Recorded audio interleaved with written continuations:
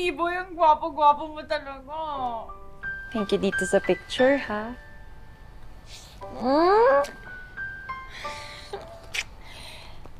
Biboy Ferreras. Biboy Ferreras. Biboy Ferreras. Kinikilig ako! Rin, para kang baliw dyan. Kanino bang picture yan? Tinago mo pa sa ilalim ng unan mo.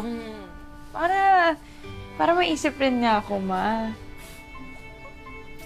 Naalala mo ba yung kwento ko sa'yo, Ma? Yung crush ko nung high school?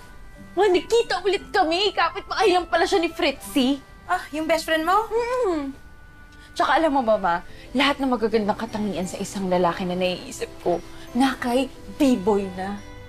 Oo, diba? Bihira lang yung ganun. Bukod syempre kay Papa. Naku, anak, ha? Mukhang in love ka na dyan. No? Hinay-hinay lang sa pag-ibig. Kailangan may maiwan pa rin sa'yo para sakaling magkahiwalay kayo. Bakit kayo naman ni Papa? Oh, di ba? Nasa Saudi siya. Tapos, malayo kayo sa isa't isa. Mahal niyo pa rin yung isa't isa kahit malayo kayo. Alam mo, ang pag-ibig, hindi lang yan tungkol sa pisikal. Yung mga kilig-kilig na yan, nawawala din yan sa pag-ibig. Ang tunay na sukatan ng pagmamahalan ay yung kaya mo pa rin siyang piliin at ipaglaban kahit na ano pa yung pagdaanan yung pagsubok. Yun.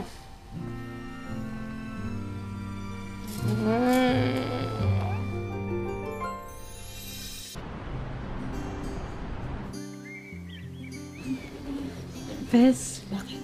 Ang gwapo talaga ni B-boy sa person na yun, eh. Alam mo, kung hindi dahil sa'yo, hindi kami magkikita ulit kaya.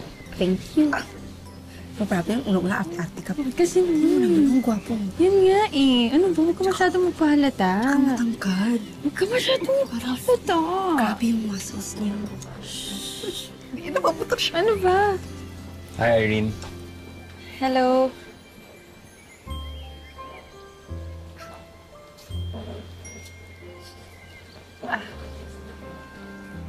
Oh, bakit naman? Tagal-tagal ko nung nanliligaw sa'yo, mahigit 1 buwan na. Kahit holding hands, bawal. Naman. Ano kasi...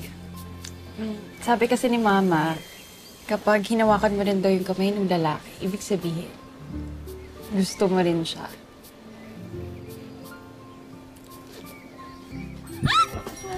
Sorry na na-slide. Please, ano ba? Sorry na, na-slide ako sa floor. Ano ba? Nakakaya naman. Irene. Paano ba yan? Hindi ka lang napahawa kamay, napayakap ka pa sa akin.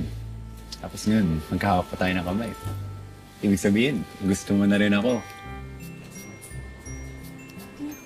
Ano ba? Napayakap lang naman ako dahil dito kay Fritzy. Ang kulit kasi. Ba't ako? Wala akong ginagawa. May naayos nga ako dito.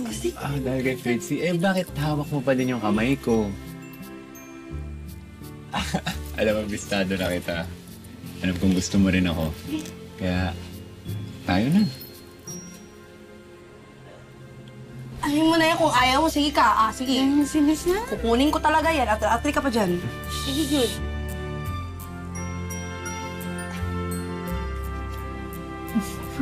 Ikaw, Fritzy. Why is that? Pagpasensyaan mo na yung kaibigan ko, Hindi, okay na. May nakikita ka bang ibang kaibigan? Parang wala akong nakikita ang tao.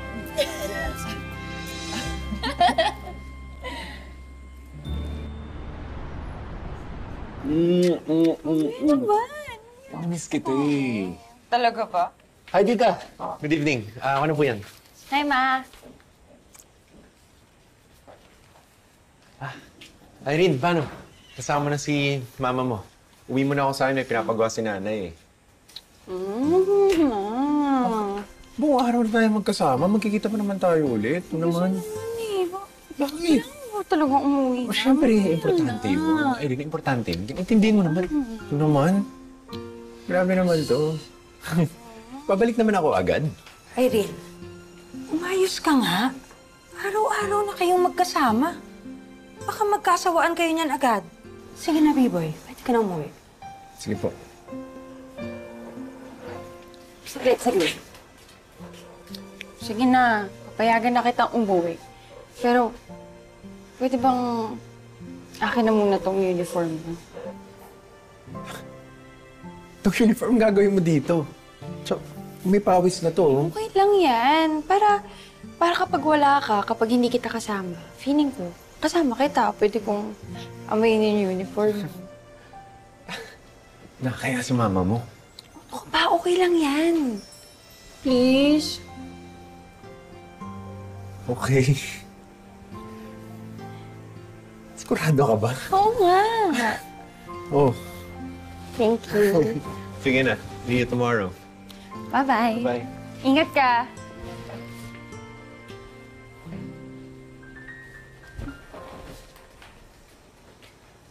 Irene, mag-usap nga tayo. Pumayag kami ng papa mo sa relasyon nyo. Pero mukhang puro boyfriend na lang yung nasa isip mo. Nakakalimutan mo na yung pag-aaral mo.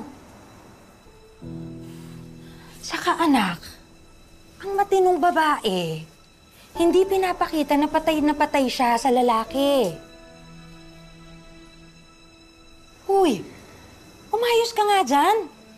Sa paglipas ng panahon, ay naging maganda naman ang relasyon ni na Irene at B-Boy hanggang sa kapwa na sila nakapagtapos ng kolehiyo.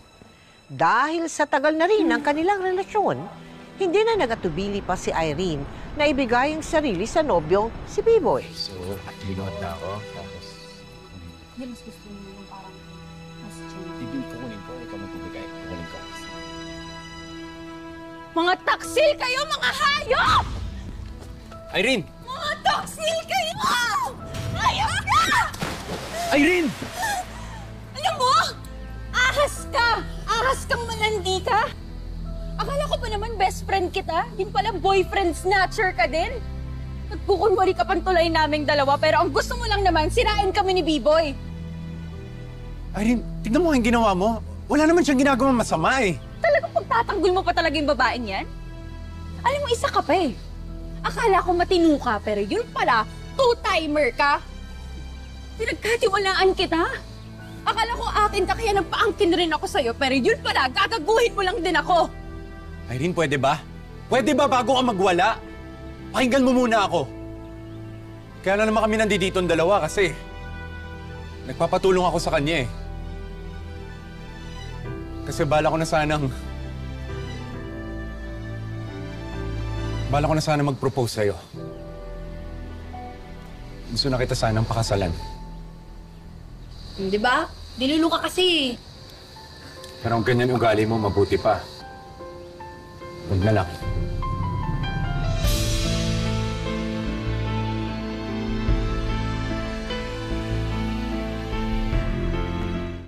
Basta totoo ba yung sinasabi niya? Mas ganito kasi yung best friend mo ako, kaya mas kilala kita. Kaya sa akin siya lumapit para magtanong sa mga gusto't favorites mo. Para naman ma-surprise kapag nag-propose na siya sa'yo. Overthinker ka kasi.